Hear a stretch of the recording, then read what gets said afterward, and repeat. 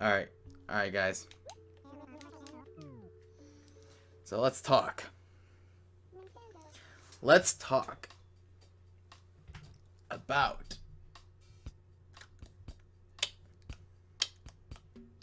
Alright, so let's talk about Animal Forest. Animal Forest, or Doubutso no Mori, whatever you want to call it.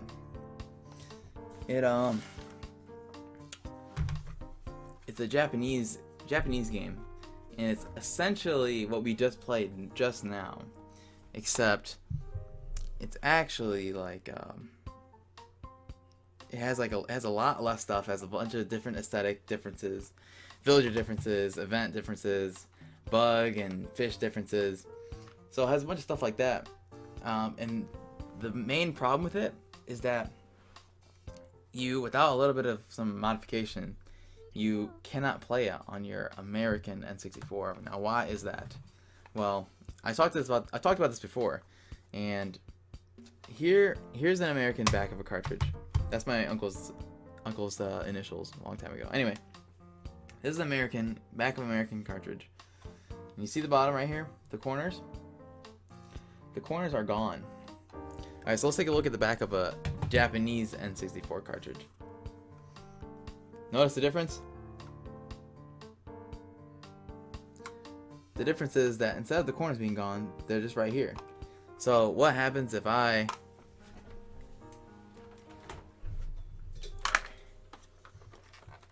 a guy with an N64, an American one, and I try putting this Japanese game into my N64?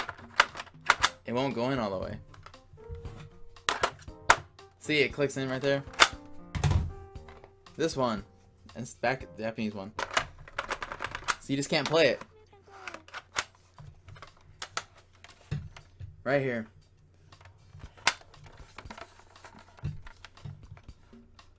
There's like little things in the corner. Can't really see that well. So there's little things in the corner that stop it from actually working, and I don't know if this design was intentional. I'm sure it was, because that's how they regional lock things, I guess. Maybe all the way back then. So what do? You just buy like a $5 screwdriver, and you just unscrew these screws right here. You switch it with an American back. So then you just give it a good blow.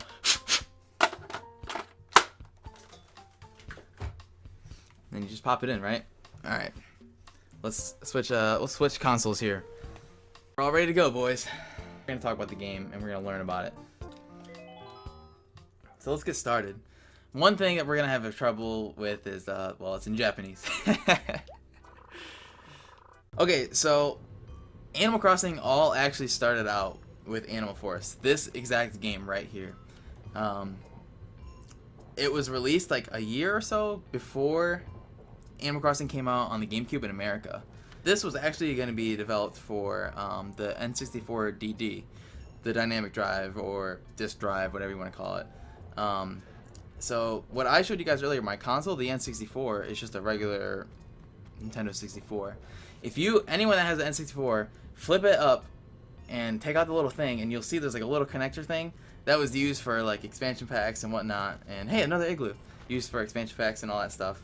But one thing that was going to be added onto it was okay, hang on.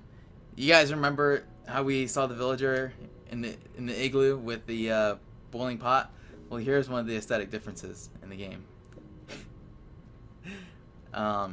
That's obviously not in the American Animal Crossing, but right here, I can't.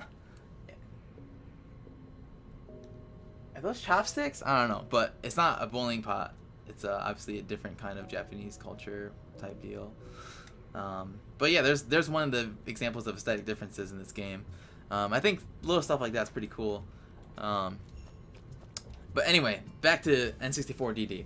So this game was being introduced and developed on the N64 DD, and the DD could hold up to 64 more megabytes than usual, which was it was kind of a big deal at the time.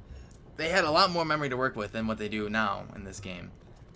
this game was going to be an entirely different game, because the N64 DD didn't work out too well, because it was going to add a lot more memory to game development. A lot of game development. Not just this one. Like Ocarina of Time, maybe, yeah, Majora's Mask. Just a lot of games in general. And it got canceled because, well, CD-ROMs came out, and CD-ROMs could hold 10 times more than what a cartridge could hold, and it was just rendered useless. Only 15,000 people ordered them, and Nintendo was like, well, screw those numbers. And so they canceled development on it. And when they canceled development on it, there was no DD, there was no disk drive, there was no more memory. So Animal Crossing was in development, and they were like, well, we don't have any more memory that we need, so we need to change this completely. What they were initially going to make this game was that you were going to be a human living with a bunch of animals. Or no, not living with a bunch of animals. You were on a quest to complete like dungeons, like bosses and monsters and stuff like that. And the animals were going to be at your aid on the way. Like they were going to give you items to help you complete your quests and stuff. So Animal Crossing was actually going to be like that, because they thought it'd be a cool idea to have animals help you out. That's initially what Animal Force was going to be all about. But then they lost all their memory, and they were like, okay, well, we got to change this completely. So like, okay, well, let's change the game to something like, it's like they wanted to make it so that you could always feel satisfied playing this game. Something that you could always there's not like an end to it. There's always something to do. So that's what they did. They were like, okay, well, we're going to have a day and night cycle. That's something that they really wanted. They wanted to make a game where it used real time as like one of the main things. So that's why they, I think Animal Crossing would have been made to some certain extent because they wanted day and night and some type of RPG mechanics. Oh, okay. So what they did was they just made you live in a town and do tasks like having a garden and, having, all this stuff and having to do things for the villagers and paying off a house and stuff. So they just made it like that. And that's why we have Animal Crossing today. If the N64 DD had never failed, we probably wouldn't have the Animal Crossing that we know today. We'd probably have some weird animal RPG type deal with like monsters and stuff. Where's the house I'm looking for? Okay, I have the event list right here. The event list is different in this game because it's Japan and they don't have, American holidays. So they don't have like all the events that we have, like Thanksgiving and whatnot. They have so I looked up a list, and they have 7 Spring Herbs Day, Coming of Age Day, Bean Throwing Festival, White Day, Festival of the Weaver, Summer Day, Winter Day, and the Cherry Blossom Festival. We'll take a look at one of the aesthetic differences that I want to talk about. So you remember the wishing well and the thing? Okay, so yeah, it's a bell shrine. So that's one of the many aesthetic differences in this game.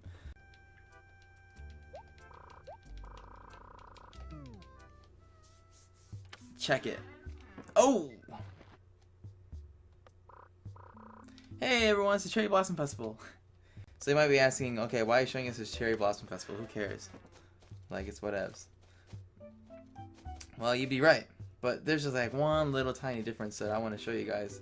Just compliment, something that strongly... Oh, we can't go this way. That strongly shows the cultural differences and aesthetic differences in this game. Little stuff that you wouldn't it doesn't really actually matter, but I think it's kind of cool to see the differences that they put into, because not every time you get a Japanese game, most games they just keep it the same and then just change the language, and whatnot. But this they actually do put in the little details that I think are cool to look at. And they have picnic. They have a picnic on the ground. They sit on a mat. They sit on the ground and they eat food. Their chopsticks. The music. I think this is pretty cool. So yeah, no, Mori is cool, but they definitely did add a lot of more things on the GameCube version and No Mori E Plus or whatever, which is just the GameCube version. So the GameCube version is it is a step up from this. The only reason why I wanted to get this cartridge because I think it's pretty cool to have. I don't know. I just like having cool little knickknacks like this. I don't know. I think it's interesting, and to have Animal Crossing on the N64 seems to me kind of just cool. Like I said, I was talking about earlier how this was gonna be an animal RPG, with quests and monsters and stuff. It's crazy that because of the N64 DD's failure, but we got such a different game. And who knows, like, you know, the other game could have been good, but, you know, we know what we got with Animal Crossing. So it is pretty sweet that we got this game out of it, and because you never know what we might have been missing out. You know, like there's a timeline somewhere where 64 DD is the most high-selling console of all time, and we have it, and we got Animal RPG game instead.